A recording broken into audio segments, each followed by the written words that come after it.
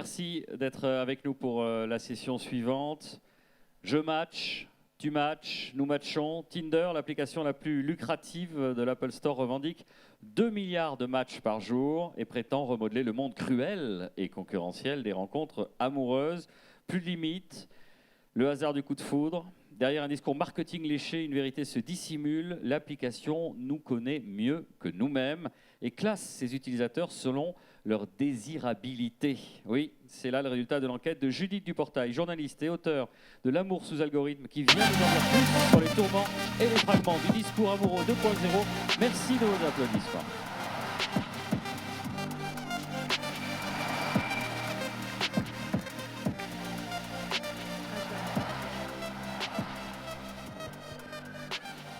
On va vous mettre la keynote dans votre écran de retour. Parfait.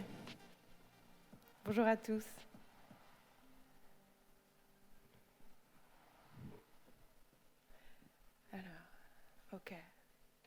Alors, je m'appelle Judith et je suis ici aujourd'hui pour vous raconter une histoire, l'histoire de comment je suis partie à la recherche de ma note de désirabilité. Hop. Voilà, ma note de désirabilité, mon Desirability Score en anglais. C'est une histoire qui commence au printemps 2014. J'ai 28 ans et j'ai le cœur brisé après une rupture. Alors j'ai fait ce qu'à peu près, je pense, tout le monde aurait fait à ma place. Je me suis inscrite dans une salle de sport et j'ai téléchargé Tinder. Voilà, c'était mon profil Tinder quand j'étais brune et quand j'avais 28 ans, quand j'étais encore jeune et encore brune. Et alors Tinder, vous connaissez, c'est l'application de rencontre la plus célèbre au monde, qui compte 50 millions d'utilisateurs. Tous les jours, dans le monde entier, il y a environ 140 000 dates Tinder qui se décident. Alors moi, le jour où je me suis inscrite au Club Med Gym et j'ai téléchargé Tinder, j'ai écrit à ma meilleure copine sur WhatsApp, je crois que j'ai téléchargé le parfait package post-rupture. Je pensais faire une blague, j'ai découvert plus tard que je n'en faisais pas une. Facebook target en priorité les utilisateurs qui viennent d'avoir une rupture pour des pubs, pour des inscriptions, pour des clubs de sport, parce qu'ils savent bien que c'est le moment où nous sommes le plus enclins à prendre ce type de décision. Alors sur Tinder, on se connecte via Facebook, on choisit quelques photos, donc celle-ci, puis après il faut ensuite remplir une petite phrase de biographie. Moi, je me suis un peu pris la tête pour ma phrase de biographie, je me suis dit, bon, j'ai envie d'avoir l'air rigolote, j'ai envie d'avoir l'air intelligente, en même temps j'ai envie d'être un petit peu piquante. Alors après de nombreuses minutes de réflexion, j'ai opté pour 5 étoiles sur Blablacar, en référence au site de covoiturage. Alors ce dont je ne me doutais pas une seconde, c'est que ma blague sur Blablacar allait inspirer autant.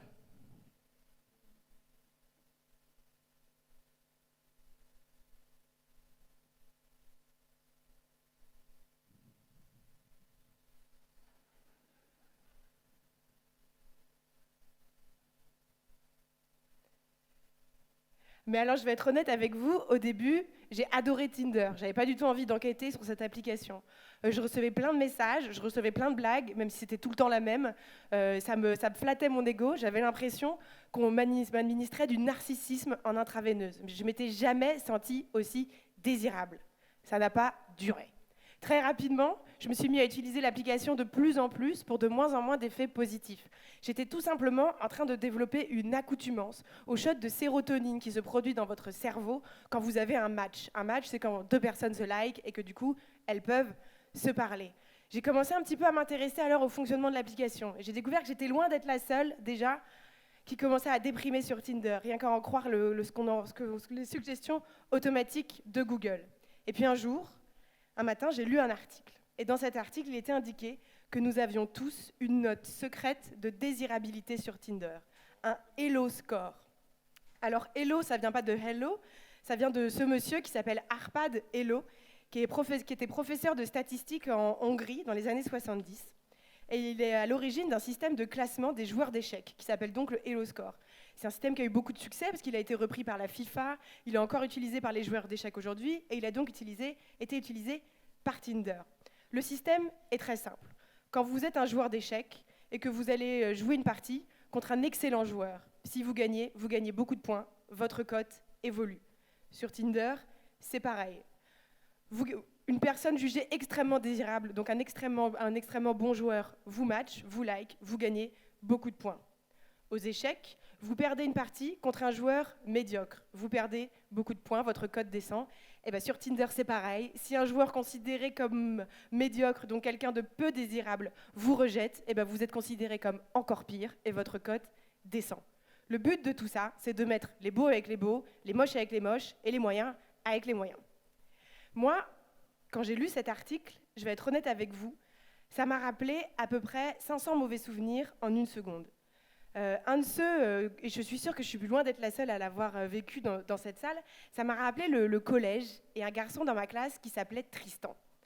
Tristan, il avait fait une liste de toutes les filles de la classe et puis il les avait notées selon leur apparence. Et puis moi, j'avais eu 5 sur 10, ce qui était la moins bonne note, parce que j'étais rigolote, mais un peu trop grosse. Et alors, quand je lis cet article, je me souviens, je reprends mon téléphone, là, je prends mon téléphone dans ma main, et je me dis, à cet instant, ce jour-ci, mon téléphone, sans que je le sache, est en train d'évaluer ma valeur sur un marché sexuel et sentimental. Je me dis, Tristan a été embauché chez Tinder. Et là, je décide de partir à la recherche de ma note de désirabilité. Alors, ça a été un travail extrêmement fastidieux. Le boulot de journaliste, ça ressemble absolument pas à ce qu'on voit dans les séries télé. J'ai jamais eu de rendez-vous dans un sous-sol avec quelqu'un qui m'a donné une clé USB ou on m'a jamais délivré des documents devant ma porte. Au lieu de ça, j'ai passé environ 2 ans, je crois, à envoyer des mails et des mails et des mails auxquels quasiment personne ne m'a jamais répondu. Jusqu'au jour où j'ai reçu l'aide d'un activiste dans la question des protections des données personnelles qui s'appelle Paul-Olivier Dehaye. Et avec Paul-Olivier, on a enfin réussi à écrire le bon mail qui a fait que Tinder m'a répondu. Alors je me souviendrai toute ma vie du jour où j'ai reçu pour la première fois une réponse de Tinder. Ils m'ont envoyé un mail, c'était un lundi après-midi, il était 14h. J'étais chez moi je suis freelance, donc je suis chez moi le lundi après-midi. Et quand j'ai fini de lire ce mail, il faisait nuit dehors, il était 22h. Tinder m'avait répondu qu'il n'allait pas me donner accès à mon Hello Score parce que c'était leur propriété intellectuelle, c'était des informations qui leur appartenaient juridiquement. En revanche, ils m'avaient envoyé toutes les informations qu'ils avaient sur moi. C'était dans un fichier PDF qui était en pièces jointes. Ce fichier PDF, il faisait 800 pages. Et alors, je l'ai lu pendant plus... Alors, il y avait plusieurs informations donc, sur moi. Il y avait mon profil, ma biographie, ma petite blagounette sur Blablacar, mes photos, toutes les informations aspirées depuis Facebook, tous mes likes Facebook. Et puis, il y avait aussi tous mes matchs. Un match, c'est quand 2 personnes se likent et qu'elles peuvent se parler. Et là, à ce moment-là, j'en ai appris peut-être un peu plus sur moi-même que sur Tinder même. Parce que, en toute sincérité, à cette époque, si quelqu'un m'avait demandé « Avec combien de mecs t'as parlé sur Tinder ?» j'aurais dit, je sais pas, 30, 35. En fait, ils étaient 842. Et je les avais oubliés pour grande majorité. Et c'est là que je me suis rendu compte qu'il y a qui on croit être sur les réseaux sociaux et qui on est vraiment. Moi, j'étais la première à critiquer les mecs qui envoient les mêmes blagues aux filles sur les réseaux sociaux, les mecs qui parlent à 5 filles en même temps, les mecs qui ghostent. Ghoster, ça veut dire arrêter de parler du jour au lendemain. Et j'ai bien dû me rendre à l'évidence que je valais pas beaucoup mieux. Et moi aussi, je faisais toujours la même blague aux mecs.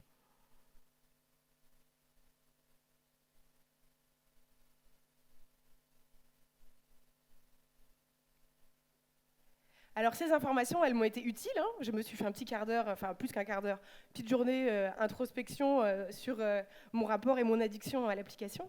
Mais elles sont aussi très utiles à Tinder. Parce que comme je vous l'ai expliqué, l'application se réserve la possibilité de nous évaluer sur notre attractivité physique, mais pas seulement.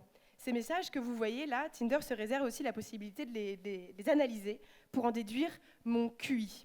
Il existe des méthodes qui ont été développées par l'armée américaine dans les années 70 pour déduire le QI d'une personne à partir de son écriture. C'est des méthodes qui ont été développées à des fins d'espionnage. Et Tinder aujourd'hui se réserve la possibilité de les utiliser pour en déduire mon intelligence. Ils se réservent aussi la possibilité d'évaluer mon niveau de diplôme et mon niveau de revenu. Ce sont des informations que bien souvent on délivre par nous-mêmes en se connectant via Facebook. Alors ça, évidemment, quand vous téléchargez Tinder et que vous créez un compte, personne ne vous le dit, que vos messages vont peut-être être analysés, que vous allez être classé selon votre désirabilité et qu'on va vous faire matcher avec des gens qui sont considérés pas trop fut-fut comme vous ou plutôt pas trop débiles comme vous. Ça, c'est des informations que j'ai découvertes en mettant la main sur le brevet de Tinder. Un brevet, c'est un document qu'une entreprise dépose auprès d'une autorité pour faire d'une invention sa propriété intellectuelle. Celui de Tinder, il ressemble à ça. Voilà, c'est un document qui fait 27 pages. C'est assez intéressant de le parcourir parce que vous voyez l'acte de naissance du swipe. Là, c'est nope, ça veut dire qu'on ne veut pas de sali. et l'acte de naissance du match, quand deux personnes se parlent. Alors, à la lecture de ce document, j'ai découvert un système de matching extrêmement sophistiqué, donc pour permettre de mettre ou pas en relation certaines personnes. Mais l'information qui m'a le plus surprise, c'est que Tinder se réserve aussi la possibilité d'évaluer les hommes et les femmes différemment. Ce qui est expliqué, c'est que si un homme qui gagne bien sa vie et qui a fait beaucoup d'études se verra attribuer des points bonus, mais une femme, exactement dans la même situation, si elle gagne bien sa vie et qu'elle a fait des bonnes études, elle se verra attribuer des points malus. Alors je répète, un homme riche et instruit est favorisé, une femme riche est instruite et défavorisée. C'est écrit noir sur blanc comme ça dans le texte. Je vais vous en lire un petit extrait. Les auteurs du brevet ont choisi comme Harry et Sally, en référence au film Harry et Sally, comme utilisateurs d'exemple. Harry a 10 ans de plus que Sally, il gagne 10 000 $ de plus qu'elle par an, et il est titulaire d'un master, tandis que Sally s'est arrêtée à la licence. Le serveur attribue à Harry une note qui lui permettra d'apparaître dans les matchs de Sally. Ainsi, si c'était Sally qui avait 10 ans de plus, qui gagnait 10 000 $ de plus et qui était titulaire d'un master, l'algorithme attribue à Sally une note qui ne lui permet pas d'apparaître dans les résultats de Harry. En fait, ce qu'il faut comprendre ici, c'est que le système de matching qui est décrit dans ce document, il vise à créer des couples où l'homme est supérieur à la femme. Soit il va être plus âgé, soit il va être plus instruit, soit il gagnera davantage d'argent. Alors, la belle et le clochard sur Tinder, c'est terminé. Peut-être que vous allez me dire, mais dans la vraie vie, la belle et le clochard, c'est pas souvent que ça arrive non plus. Et vous aurez raison. Dans les couples hétérosexuels en France, l'homme gagne en moyenne 40% de plus que sa compagne et est plus âgé de 4 ans. Mais moi, ce qui me pose problème, c'est que Tinder, dans le débat public, se positionne comme une application progressiste, met en avant la libération des femmes comme un argument de communication. Tous les ans, le 8 mars, ils font des campagnes pour l'égalité salariale. Et pourtant, quand on découvre des documents qui sont écrits de leurs propres mains, décrivant leurs entrailles, c'est un tout autre système de valeurs qu'on découvre. Moi, je trouve ça, pour le moins, contradictoire. Et puis aussi, d'un point de vue peut-être totalement cynique, j'ai l'impression que ça ne marche pas terrible. Parce que dans l'opinion publique, Tinder est vu comme un outil entre guillemets, de débauche où les gens peuvent se rencontrer pour avoir des relations sexuelles tout de suite, plusieurs fois par jour quand ils veulent, etc. Mais en réalité, je crois bien que c'est exactement l'inverse qui est en train de se passer. Tous les ans, il y a de nouvelles études qui paraissent indiquant que la génération Z, donc moi je suis génération Y, c'est ceux qui sont les petits, ceux qui sont en dessous, ont de moins en moins de rapports sexuels, ont leur rapport sexuel plus tard que ma génération. Et la dernière étude en date la plus poussée, qui vient de l'University College de London, qui a étudié le cas de 160 000 jeunes, explique que c'est directement lié aux conséquences des réseaux sociaux et des réseaux de dating. Moi, ma conviction, après mon travail d'enquête, c'est que quelque part, les applications de rencontres, elles sont en train d'éloigner les hommes des femmes. Tout simplement, je crois, parce que l'expérience qu'on a quand on est un homme ou l'expérience qu'on a quand on est une femme sur Tinder ou sur une application similaire, elle est radicalement différente, mais elle est dans les deux cas désagréable. Ce que montrent les études, c'est que les hommes sur Tinder sont beaucoup ceux qui font le premier pas, beaucoup qui envoient un message en premier, et ils se prennent beaucoup de râteaux, beaucoup de silence. Et ils finissent par interpréter ça comme du rejet et finissent sur la défensive. Les femmes, de l'autre côté, on reçoit énormément de messages et un bon lot de messages qui sont offensifs, sexuels, vulgaires, insultants. Si vous voulez faire un petit tour sur Instagram, il y a plein de comptes qui les recensent. Voilà, je vous en ai pris un petit pot pourri.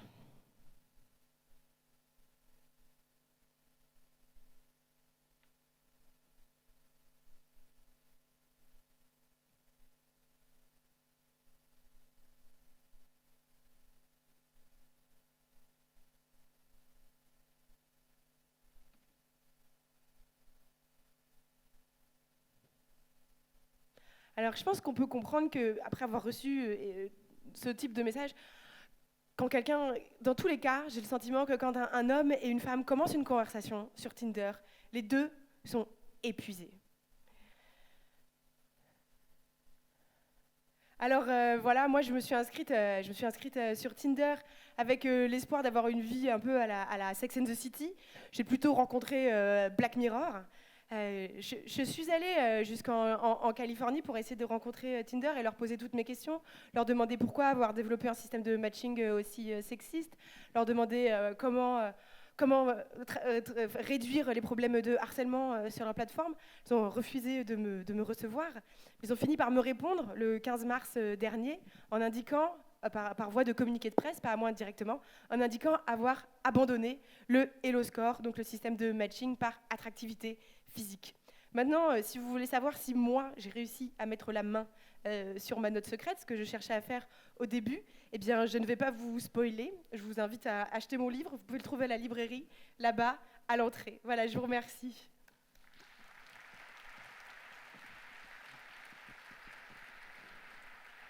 Alors, je suis absolument certain que votre brillant exposé a suscité des interrogations et des questions. Alors, n'hésitez pas, profitez de la présence de Judith Duportail. Allez, qui se lance? C'est quasiment anonyme, hein, monsieur. Votre pseudo déjà sur. C'est quoi? C'est la baseline, la phrase. La phrase de bio, oui, voilà. La phrase de bio qui. La biographie. Oui, je voulais vous dire que sur Blablacar, c'est pas possible d'avoir 5 étoiles. Non, je plaisante. Bonjour. Bonjour. Non, j'ai une question là, si vous dites. Enfin, je trouvais très intéressant la présentation. Et est-ce que Tinder garde les données si on supprime son compte et tout? Oui. Genre, c'est vraiment lié tout à Facebook en fait. Par contre, tu peux faire, depuis la RGPD, donc la directive européenne sur la protection des données personnelles, tu peux faire une demande pour qu'il supprime tes données. Mais si tu supprimes ton compte, il les garde automatiquement. Si tu fais pas la demande, il les garde. Ouais. Ah, faut faire une demande à quoi? Auprès de Tinder, il faut faire une demande. Tu trouves, c'est à privacy@gotinder.com. Voilà. D'accord, ok. Merci. Ce que vous soulignez, Judith, c'est que c'est souvent un peu caché dans les pages, un peu difficile à obtenir comme information. Oui, oui, tout à fait, ouais, tout à fait. Et d'ailleurs, vous disiez que le score, le Hello Score, ils vous ont dit d'une façon unilatérale qu'il avait abandonné, mais bon, les promesses n'engagent que ceux qui y croient, parce qu'ils ne sont absolument pas tenus ni par la loi ni par quoi que ce soit d'arrêter ce système de scoring. Oui, tout à fait. Du coup, juste pour répondre à cette question, oui, bien sûr, ils disent avoir abandonné le Hello Score, mais on ne sait pas ce qu'ils ont mis à la place du tout. Ça se trouve, c'est un système de classement qui est encore pire. Et surtout, ils ont carte totalement blanche pour faire ce qu'ils veulent. Aujourd'hui, quand on boit par exemple du Coca-Cola, on sait que la recette est maintenue secrète pour des raisons commerciales, mais au moins il y a une autorité sanitaire qui allait vérifier qu'on n'allait pas faire du diabète, enfin si on va peut-être faire du diabète, mais qu'on n'allait pas être empoisonné tout de suite en buvant du Coca. Moi, la question que je pose, c'est pourquoi ces applications, personne ne va vérifier, qui respectent l'égalité entre les hommes et les femmes, la dignité humaine, l'égalité entre les noirs et les blancs, toutes ces questions, là on leur laisse champ libre, quoi. Une autre question? Oui, madame, ici. On va vous passer un micro.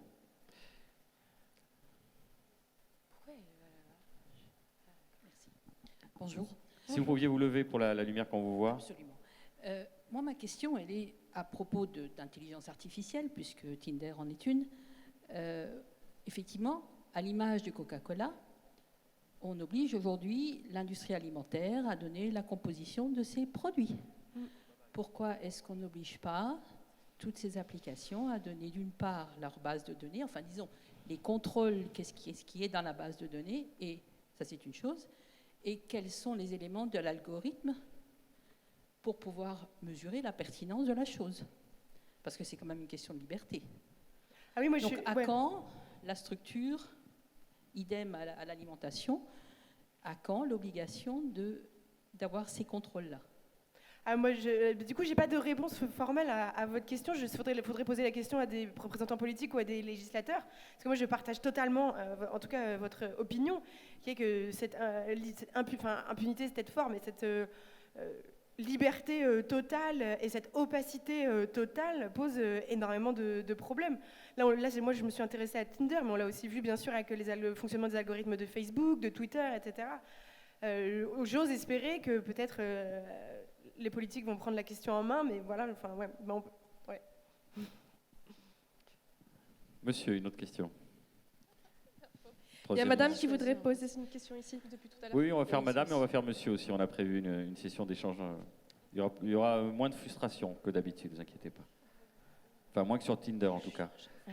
Alors, qui pose la question? Madame, allez-y. Non? Qui a un micro? Ici, il y a une question. Oui, allez-y. Bonjour. J'ai bien compris que Tinder a imposé une inscription via Facebook, mais ce n'est pas le cas de tous ces sites de rencontres. Donc ma question est un peu équivalente à celle du monsieur précédemment. Est-ce que quand on s'inscrit sur une autre application qui n'impose pas un compte Facebook, est-ce que les données, du coup, sont en effet totalement supprimées quand on se désactive, enfin quand on supprime son compte? Non, il faut vraiment partir du principe que vos données ne sont absolument jamais supprimées, à moins que vous en fassiez la demande claire. Et même si vous en faites la demande claire, vous pouvez espérer qu'ils respectent votre demande. Mais quand vous supprimez votre compte, vous supprimez juste votre accès à vos données personnelles. Eux, ils les conservent, ça c'est sûr. Tant que vous ne demandez pas la suppression de vos données, elles sont conservées. Et que ce soit avec Facebook ou avec LinkedIn, ou même si vous remplissez votre profil à la mano, elles sont conservées si vous n'en faites pas la demande express. Madame, allez-y. Moi, j'ai une question concernant les données. Est-ce qu'ils peuvent les revendre ou est-ce qu'ils les utilisent uniquement pour améliorer la performance de l'application? Les deux. Ce qui est spécifié dans les conditions générales d'utilisation de Tinder, c'est que donc votre comportement est étudié pour leur cuisine interne, et vos informations peuvent aussi, alors ils appellent ça partager avec des partenaires publicitaires, ce qui veut dire revendu. Moi, je trouve que ça pose énormément de... Pardon, je continue, je rebondis, parce que ça pose énormément de questions sur à quel point c'est possible de nous manipuler. Vous imaginez que Tinder est en possibilité de revendre, par exemple, des listes entières de personnes qui se prennent que des râteaux à longueur de journée, donc ont probablement une faible estime d'eux-mêmes. Donc c'est peut-être le moment de leur vendre telle pub pour avoir accès, je ne sais pas, à tel service de coaching. Peut-être qu'ils vont être plus réceptifs à ce moment-là. Ce sont quelque part des informations tellement intimes qu'on leur délivre que c'est assez inquiétant de penser qu'elles peuvent être utilisées pour mieux nous extorquer notre argent, quoi. Ouais. Monsieur. Bonjour. Juste une question. Est-ce que c'est possible de tromper Tinder en mettant, disons, vous avez dit tout à l'heure, sur les messages, il calcule notre QI, voilà. Est-ce que c'est possible de tromper Tinder? Et est-ce que vous l'avez fait? Et si vous l'avez fait, est-ce que ça a changé votre score de désirabilité? Alors, c'est possible. Oui, c'est toujours possible d'essayer de jouer avec le système. Après, il faut savoir que si vous ouvrez Tinder, même si vous faites exprès d'écrire avec plein de fautes, que vous faites croire que vous avez 16 ans alors que vous en avez 45, etc., il suffit que vous ouvriez Tinder sur votre navigateur, sur votre ordinateur, et là, sur un bon vieux site à l'ancienne, hein, www.tinder.com, et là, tac, vous devez avoir des cookies de navigation qui vous suivent après lors de votre navigation sur Internet, donc il faut ensuite naviguer en fonction du profil de la fausse personne que vous aimeriez être. Après, oui, il y a des gens qui jouent à faire semblant sur Tinder pour augmenter leur score, notamment des hommes hétérosexuels qui veulent essayer d'avoir accès aux femmes les mieux notées. Alors c'est assez cynique, hein, mais ils se font passer d'abord pour des gays, parce que les hommes gays ont plus de succès sur Tinder que les hommes hétéros. Et après, ils reviennent sur Tinder en tant qu'hétéros, et le temps que l'algorithme comprenne, ils sont encore bien classés, et donc ils ont accès aux filles les mieux notées. Cynisme 2.0. Voilà. D'autres questions, j'imagine? Madame. Bonjour. Donc votre enquête a duré 2 ans sur Tinder. Est-ce qu'on peut considérer que les autres sites de rencontres qui sont proposés aujourd'hui à l'ensemble de la population ont quelques ressemblances avec celui-ci? Est-ce que c'est aussi calculé et algorithmé? Alors hélas, oui, parce que quasiment l'ensemble des sites de rencontres appartiennent à la même entreprise qui s'appelle Match, qui est une espèce de géant de la rencontre, qui détient aussi Mythic, qui détient aussi Plenty of Fish, qui détient aussi OkCupid, qui détient aussi Hinge, qui détient énormément de sites. Et il est expliqué noir sur blanc dans les conditions d'utilisation de tous ces sites qu'ils se partagent les informations entre eux. Donc si vous allez sur Tinder, sur OkCupid, sur Mythic, ils se partagent toutes les données qu'ils ont et les technologies. Donc hélas, oui. Ça veut peut-être dire qu'un nouvel entrant qui se positionnerait d'un côté éthique, en s'engageant à ne pas répandre les données ou quoi que ce soit, aurait peut-être une carte à jouer. Bien sûr. Moi, en tout cas, ça fait partie des débats qui sont aussi intéressants et des questions qui sont passionnantes à se poser. Se dire, qu'est-ce que serait un algorithme de rencontre qui serait féministe ou au moins égalitaire? Qu'est-ce que serait un site de rencontre qui pourrait promouvoir de juger la personne, non pas peut-être pas en 2 secondes sur son apparence, mais essayer de donner à voir un petit peu plus qui elle est. Tout ça, c'est des questions de design, même de mathématiques qui sont, à mon sens, passionnantes. Mais les biais algorithmiques que vous mettiez en avant tout à l'heure pour favoriser les hommes par rapport aux femmes, ils sont dus aux gens qui programment, aux codeurs, ou ils sont dus aux décideurs, à ceux qui designent volontairement l'outil? Ah non, c'est à ceux ceux qui programment, après ils appliquent. C'est comme s'ils appliquaient, suivaient une recette de cuisine. Non, ils sont dus aux inventeurs du brevet, donc aux fondateurs de Tinder qui s'appellent Sean Rad et les 4 autres, ouais, qui ont eux intellectualisé ce système. Il n'y a pas de femmes chez les fondateurs de Tinder? Alors il y avait une femme au début, puis elle est partie au bout d'un an parce qu'elle s'est fait harceler sexuellement au sein de l'équipe. Donc là, on est au-delà du cynisme. D'autres questions? N'hésitez pas à profiter de la présence de Judith du Portail, qui a donné de sa personne en 2 ans pour enquêter sur cette ogre tentaculaire. Là, 2 questions ici. À nouveau, madame. Je n'ai pas posé de question. Ah oui, pardon. Bonjour, je suis par là. Une question un peu personnelle. Est-ce que vous avez trouvé l'amour aujourd'hui? Alors, aujourd'hui, non, je suis célibataire et je suis même plus sur Tinder. Mais alors, j'espère qu'un événement comme celui-ci...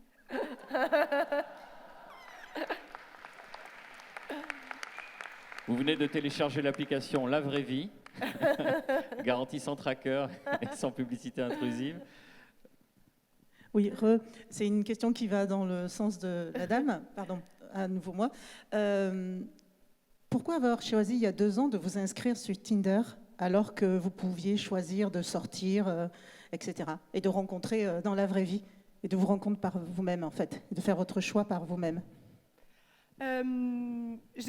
Pour moi, c'était pas un choix entre la vraie vie et Tinder, c'était et la vraie vie et Tinder. Après, je pense que ça paraissait excitant au début Tinder. Enfin, j'étais sincère dans mon intérêt pour l'application. Je me disais peut-être c'est une façon de rencontrer des gens qu'on n'aurait pas rencontrés autrement, ou des mecs sortir du petit milieu des journalistes, ou ce genre de choses. C'était une espèce de curiosité sincère, tout simplement. Je sais pas comment dire. Et puis aussi, ça va devenir de plus en plus difficile de se passer des applications de rencontres. Et là, c'est ce qu'expliquent les sociologues. C'est que d'ici à 2040, c'est que presque 80% des couples qui vont se rencontrer sur Internet. Donc ça devient de plus en plus difficile en fait de se rencontrer dans la vraie vie. Merci Judith Duportail, Merci. on vous a applaudi chaleureusement.